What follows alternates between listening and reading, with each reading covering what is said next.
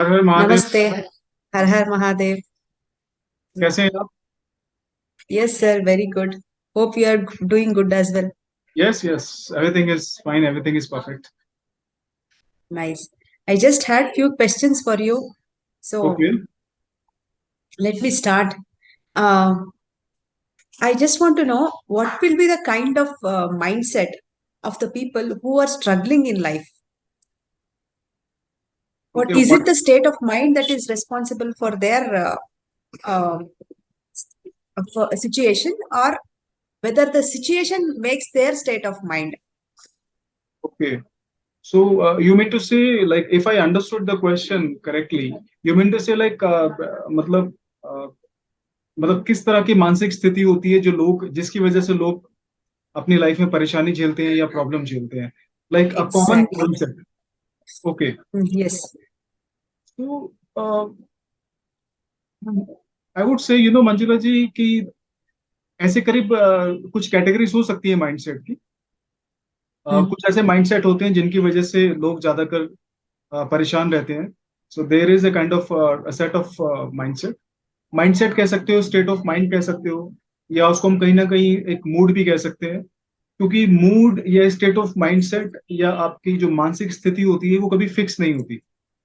It's quite dynamic. मतलब कोई भी मूड अगर आप देखोगे, सो बहुत देर तक वो स्थिर रहता नहीं है। 1 या 2 मिनट बाद आपका मूड चेंज होता रहता है। चाहे आप बोर हो रहे हो, बोर होने के बाद चाहे आप खुश हो जाएं, और खुश होने के बाद चाहे आप थोड़े से एक्साइटेड हो जाएं, एक्साइटेड होने के बाद आप थोड़े से खुश हो सकते हैं। सो होता क्या है कि this is a kind of mindset which is keep on changing. Huh? It is because of the situation, right?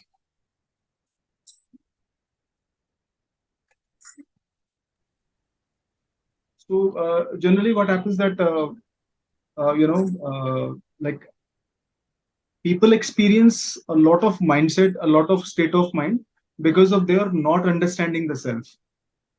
ठीक है। मैं आपको Hmm. कुछ कॉमन स्टेट ऑफ माइंड बताता हूँ। जैसे खासकर जो लोग जो लोअर मिडिल क्लास होती है, या मतलब मिडिल क्लास हो, या मतलब बिलो पॉवर्टी लाइन हो, या मतलब बहुत ही ऐसी जो कैटेगरी हो सोसाइटी में जिनके लिए मतलब कोई रोजगार नहीं है, जिनका जीवन बड़ा स्ट्रगल में या संघर्ष में गुजर रहा है।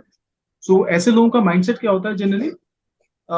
जैसे डिजायर, बहुत ज्यादा वो डिजायर करते हैं चीजों को, और गिल्टी फील करते हैं बहुत ज्यादा, या बहुत ज्यादा शेमफुलनेस उनको महसूस होती है। और उसके अलावा बहुत ज्यादा कंपटीशन वाली भावना उनके अंदर होती है। बहुत ज्यादा सेल्फिशनेस वाला नेचर उनके अंदर होता है। ठीक है। और बहुत ज्यादा वो मतलब क्या कहते हैं आपका, बहुत ज्यादा वो प्लेजर से बंधे हुए होते हैं। प्लेजर मतलब एक काइंड ऑफ जो फिजिकल प्लेजर जो होता है। सो Yes, they want to enjoy. या they want to enjoy life. So कोई भी ऐसा व्यक्ति, anybody who is whose mindset is completely inclined towards getting benefit from other people, and always desiring something which is not in his control, and always looking at life as a comparison with self and comparison with other people, and कोई भी ऐसा व्यक्ति जो जीवन को बिल्कुल एक competition की नजर से देखता हो। सो और गिल्ट हो गया, शेम हो गया, कंपटीशन हो गया, कंपैरिजन हो गया।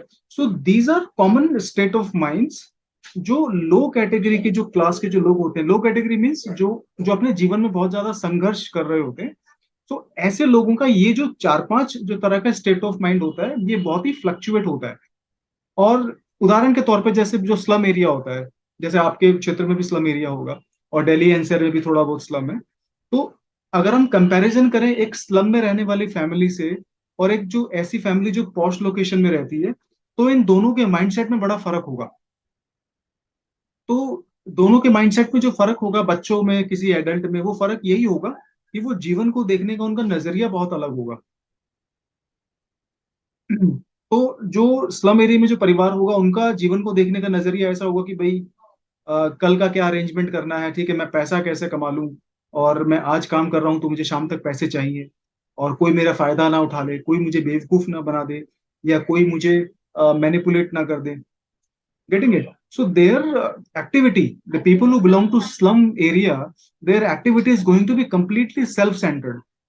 like every activity of these slum living people is going to be all about self, like myself, my reputation, and my earning, and my ego. Everything is coming back to me and myself.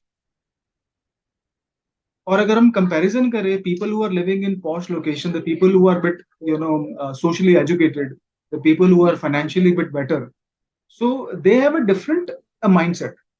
बहुत ज्यादा mindset में difference नहीं है, but जो लोग अच्छी posh location में रह रहे हैं, जिनका जीवन थोड़ा सा एक मतलब स्थिर दिशा में है, जिनका जीवन एक थोड़ा सा एक अच्छी डायरेक्शन में है, उनमें और उन लोगों में थोड़ा सा फर्क होता है. उदाहरण के तौर पे झोपड़पट्टी में, स्लम एरिया में रहने वाले जो लोग होते हैं, उनको कुछ स्टेट ऑफ माइंड उनके पास नहीं आते, जैसे कि willingness. Like willingness is a state of mind wherein you are willing to do something. And there is one more state of mind which is called courageous, like being courageous. Being courageous means you are ready to take risk. You are ready to take risk. You are willing to do do something different. And also there is another state of mind which is called acceptance. So acceptance, being courageous, and being willing to do something. And there is another state of mind which is called neutrality.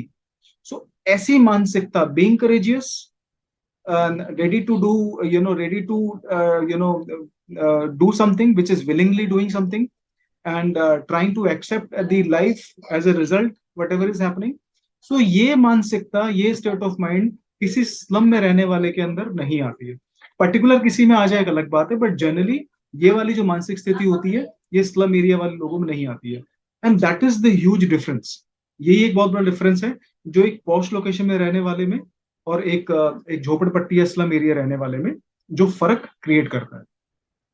तो ये जो And हाँ, ये जो energy है mind की, ये बहुत ही ज्यादा विजिबल होती है. It's this yes, energy is quite visible, and you can feel this energy very easily. and तो again, that is हाँ, because of their way of living. They are having all that kind of mindset because of the way they have brought up in their life, right. the difficulties they have undergone. Yes, I would not give them completely responsibility. मतलब ऐसा नहीं कि बचपन से वो ऐसे होते हैं, but as the fate plays its role. मतलब किस्मत जैसा अपना खेल खेलती है, तो उसमें कुछ हम कह नहीं सकते. बट हाँ, जैसी उनकी अभी मानसिक स्थिति है, जो स्लम में रहने वाले जो लोग होते हैं, जिनके पास अपने बस सिर्फ जीवन उनका संघर्ष से भरा होता है, तो उनकी जो ये मानसिक स्थिति है, ये बदली जा सकती थी, या अभी भी बदली जा सकती है. लेकिन उनके लिए इस बदलाव के लिए उनको बहुत ज्यादा मेहनत करनी पड़ेगी. अब एक लड़का जो 20-25 साल का है, जो स्लम में रह के बड़ा हुआ है, जिसका काम है लोगों के साथ गलत करना, चोरी चकारी करना, या नुकसान करना, या स्नैचिंग करना, या कुछ और करना, उसकी इस मानसिकता को शिफ्ट करने में उस व्यक्ति को बहुत ज्यादा मेहनत करनी पड़ेगी. और ये मेहनत इतनी आसान नहीं होगी. अगर उसको बचपन में ये सिखाया जाता कि इस मानसिक स्थिति से कुछ होने वाला नहीं है, या जीवन का ये संघर्ष बना रहेगा, तो हो सकता है कि जब वो 4-5-6 साल का रहा होगा, तो ये बदलाव करने में ज्यादा मुश्किल नहीं आता, as compare to a young person who is 20-25 years old and who is trying to bring a very big change in his mentality. But हाँ, इसके लिए कहीं ना कहीं देखा जाए तो हमारा सामाजिक ढांचा, हमारा एजुकेशन सिस्टम, या कहीं ना कहीं कुल मिला के पूरा समाज ही इसके लिए कहीं ना कहीं जिम्मेदार है. हम ये नहीं कह सकते कि एक व्यक्ति बचपन से इतना इंटेलिजेंट है और बचपन से दूसरा बिल्कुल मूर्ख या मतलब इतना बेवकूफ है. They both were not given the equal opportunities to flourish their consciousness or their mentality. But हाँ, ultimately it is your mind which plays this game. तो इसमें Yes, ये and one more thing I have observed is they don't believe the people very easily. They will have that mindset that I should not become a fool, as you said. So that mindset I have seen in most of the people. They'll be thinking that they should be very cautious, or else people will fool us. Is what it will be their mindset usually. Yes yes, generally अगर आप देखोगे मंजुला जी, तो you like from a person who is living in a slum area, आप उस व्यक्ति से क्या ले सकते हो? मतलब ना तो उसके पास धन है, ना उसके पास गाड़ी है, ना उसके पास कोई बहुत बढ़िया बंगलो या मकान है, ना उसके पास गोल्ड की ज्वेलरी है, ना उसके पास कैश है. उसके बावजूद भी वो व्यक्ति ये सोचता है कि मतलब मेरा कोई फायदा ना उठा ले. सो जब यहाँ पे ये बात आती है कि मेरा कोई फायदा ना उठा ले, या मेरे से कोई मिसबिहेव ना करे, या मुझे कोई बेवकूफ साबित ना कर दे. So it's all becoming a part of ego. Means अब मैं एक ऐसे व्यक्ति की बात कर रहे हैं जिसके पास कुछ भी नहीं है खोने के लिए. मतलब अगर सोशल लेवल पे देखा जाए तो he is nothing, but still he is trying to play smart. Like no one should be able to manipulate me, no one should be able to uh, to take benefit of me, no one should be able to bring my respect down. तो उसका it's all about the game of ego. ये सारा game का जो होता है, जो ego का गेम होता है. और यही काम एक जो मिडिल क्लास सोसाइटी में और बड़ी सोसाइटी में, एलिट सोसाइटी में रहते हैं लोग, वो भी ये करते हैं. But they do it very very carefully and very smartly and very subtly. So everybody tries to save his ego. Everybody's acting on ego, but some people do it very obviously, very evident. But some people do it very clearly and very subtly. So that's how it is. Yes. Thank you.